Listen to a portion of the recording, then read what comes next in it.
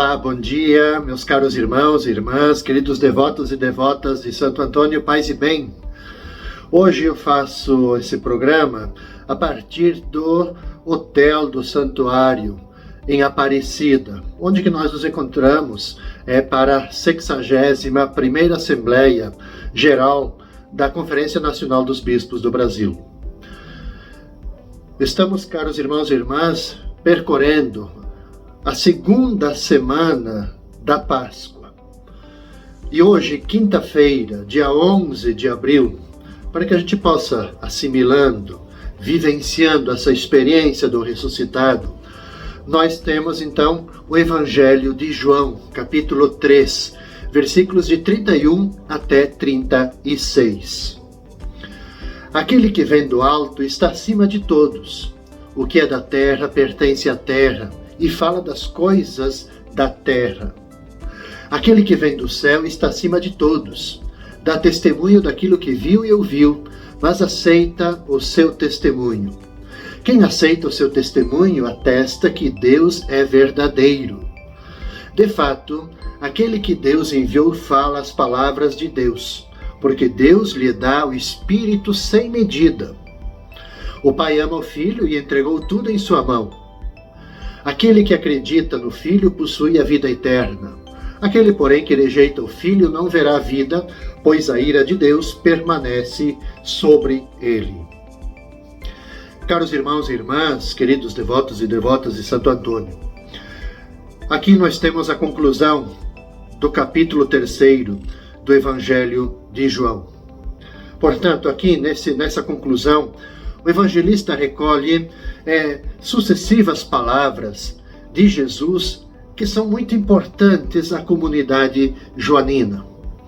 O evangelista ele utiliza categorias, por exemplo, aquilo que nós chamamos categorias espaciais, como do alto, da terra, para nos apresentar Jesus como o único revelador do Pai e a sua importância para a vida das pessoas, de cada um de nós. Então, a insistência em descobrir a origem e também a natureza do revelador tem uma intenção existencial muito clara. Nenhuma palavra que proceda da terra, por autorizada que seja, pode comparar-se com as palavras do revelador, que vem do alto, que está acima de todos nós, acima de todos, acima de tudo. Por isso, todo discípulo ele é chamado a verificar a sua relação com Jesus e o modo como escuta a sua palavra. Cristo ele vem do alto, pertence ao mundo divino, ele é superior a qualquer um de nós. Então, o homem, a pessoa, ainda que seja um grande profeta, como João Batista, por exemplo, vem da terra e permanece um ser terreno e, portanto, com suas limitações. É verdade que alguns ainda se recusam a crer, mas há um resto que vive de fé e são os crentes que manifestam que Deus é verdadeiro. A sua fé confirma que o agir de Cristo está em comunhão com o agir do Pai. Finalmente, Cristo não é só o revelador da palavra de Deus, mas é a própria palavra. A palavra encarnada é Espírito, é vida. É não só aquele que tudo recebe do Pai, mas também aquele que transmite tudo quanto ele possui, especialmente o seu Espírito Santo. Veja que Jesus ele vem como aquele que revela o Pai. Crer em Cristo é crer em Deus. Recusar Cristo é recusar Deus. Portanto, nós somos convidados a rever o nosso relacionamento com Cristo. A nossa decisão a favor de Jesus não se dá somente por pensamentos ou só por palavras. O nosso relacionamento implica as ações do dia a dia. É na vida concreta que nós devemos verificar se cremos ou não em Jesus Cristo. É aquilo que a gente faz, o bem que a gente realiza, o sentir compaixão para com o outro. Nas nossas relações, a solidariedade, o amor, o desejo de uma vida fraterna. Tudo isso, eu diria assim, são medidas que medem, medidas que medem o nosso grau de pertença, o nosso grau de relacionamento e, por que não dizer, o nosso grau de acolhimento, de crer em Deus a partir de Jesus.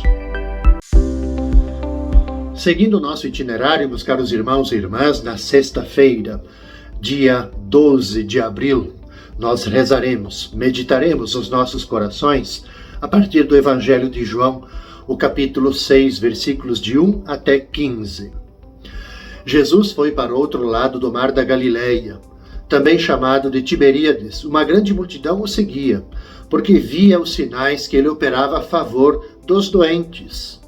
Jesus subiu ao monte e sentou-se aí com os seus discípulos. Estava próxima a Páscoa, a festa dos judeus. Levantando os olhos e vendo que uma grande multidão estava vindo ao seu encontro, Jesus disse a Filipe: "Onde vamos comprar pão para que eles possam comer?" Disse isso para pô-lo à prova, pois ele mesmo sabia muito bem o que ia fazer. Filipe respondeu: "Nem 200 moedas de prata bastariam para dar um pedaço de pão a cada um." Um dos discípulos, André, o irmão de Simão Pedro, disse: "Está aqui um menino com 5 pães de cevada e 2 peixes. Mas o que é isso para tanta gente?"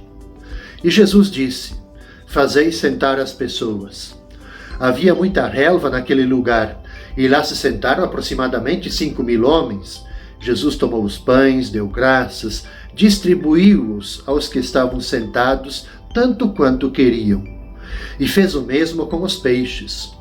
Quando todos ficaram satisfeitos, Jesus disse aos discípulos: "Recolhei os pedaços que sobraram para que nada se perca." Recolheram os pedaços e encheram 12 cestos com as sobras dos 5 pães, deixados pelos que haviam comido. Vendo o sinal que Jesus tinha realizado, aqueles homens exclamavam: "Este é verdadeiramente o profeta, aquele que deve vir ao mundo." Mas quando notou que estavam querendo levá-lo para proclamá-lo rei, Jesus retirou-se de novo sozinho para o monte. Meus caros irmãos, esse milagre da multiplicação dos pães, ele introduz simbolicamente o discurso sobre o pão da vida. Trata-se de um dos sinais realizados por Jesus para revelar a sua identidade. E João apresenta Jesus como o novo Moisés, guia de um novo êxodo. A multiplicação dos pães também é sinal de um novo maná, que é a Eucaristia. O que nos narra esse pequenino trecho do Evangelho de João? Que as multidões acorrem a Jesus. Mas é importante a gente destacar: acorrem a Jesus não porque têm fé autêntica, mas por terem visto milagres. E Jesus, a princípio, afasta-se e vai para a montanha, mas volta para o meio do povo, assim que constata a sua fome física e também espiritual. E ele assume o comando dos acontecimentos, fazendo tudo passar pelo crivo da organização, o sentar-se, e da partilha. Cada um partilhar o pouco que tem. Vê a multidão faminta, provoca Filipe a encontrar solução, organiza os grupos, valoriza os dons de um jovem, os pães e os peixes, e os abençoa. É um gesto bonito, é um conjunto de ações, acontecimentos muito fortes. A consequência disso é que todos comem à vontade. E finalmente Jesus ordena recolher a sobra. Nada deve ser perdido. O grandioso gesto da partilha é símbolo da Eucaristia, como eu comentava há pouco, o novo maná. E de fato a Eucaristia é partilha de vida, comunhão com Deus, comunhão com os irmãos e irmãs, é compromisso social. Então, caros irmãos e irmãs, muito importante, porque onde há verdadeira compreensão do sentido da Eucaristia, não há espaço, não pode ter espaço para injustiça, não pode ter espaço para desigualdade, e muito menos não pode ter espaço para o egoísmo.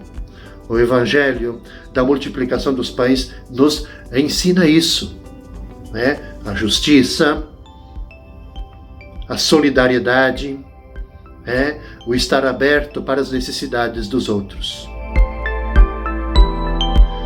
Concluindo o nosso itinerário da segunda semana da Páscoa, no sábado, dia 13 de abril, nós vamos rezar, vamos meditar nos nossos corações com o Evangelho de João, capítulo 6, versículos de 16 até 21. Ao cair da tarde, os discípulos desceram ao mar, entraram na barca e foram em direção a Cafarnaum, do outro lado do mar. Já estava escuro e Jesus ainda não tinha vindo ao encontro deles. Soprava um vento forte e o mar estava agitado. Os discípulos tinham remado mais ou menos 5 quilômetros quando enxergaram Jesus, andando sobre as águas e aproximando-se da barca. E ficaram com medo, mas Jesus disse: "Sou eu, não tenhais medo." Quiseram então recolher Jesus na barca, mas imediatamente a barca chegou à margem para onde estavam indo.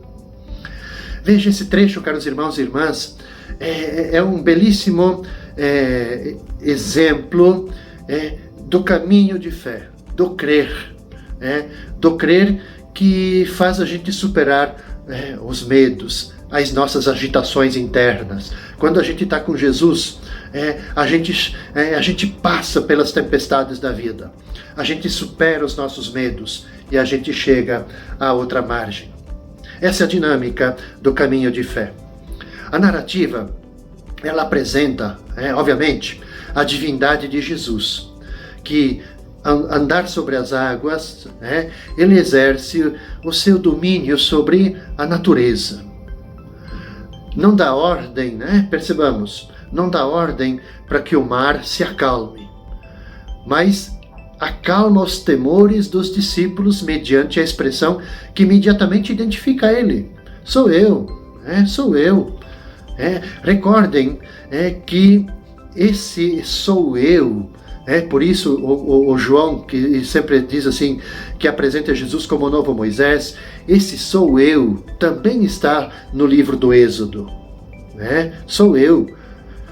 E acrescenta o complemento que é já muito próximo, muito conhecido dos discípulos: não tenham medo.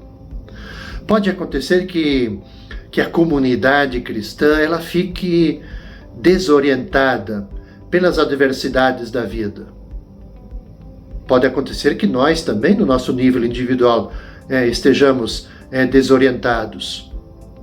Falta de bom exemplo, fuga de pessoas engajadas na comunidade, até perseguições de dentro e de fora.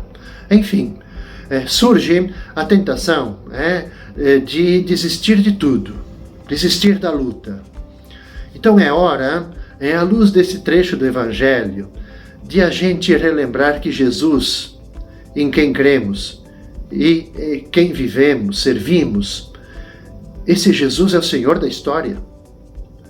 E Ele está presente nas nossas comunidades, Ele está presente na tua vida, na minha vida, ou seja, está presente na nossa vida, para sempre reavivar-nos a fé e a esperança. É Ele que hoje, diante das adversidades que nós encontramos, das fragilidades, às vezes do nosso desejo de abandonar tudo, é Ele que chega até nós dizendo: sou eu, crê em mim, caminhem comigo, não tenham medo. É Ele que está hoje, assim como Ele estava aos discípulos, é Ele que caminha ao nosso encontro para, sim, acalmar os nossos temores, acalmar os nossos medos e nos encorajar. Com essa meditação, caros irmãos e irmãs, eu concluo o itinerário das reflexões desta segunda semana da Páscoa. Nós vamos nos encontrar novamente na segunda-feira, neste mesmo horário, então, iniciando as reflexões da terceira semana da Páscoa.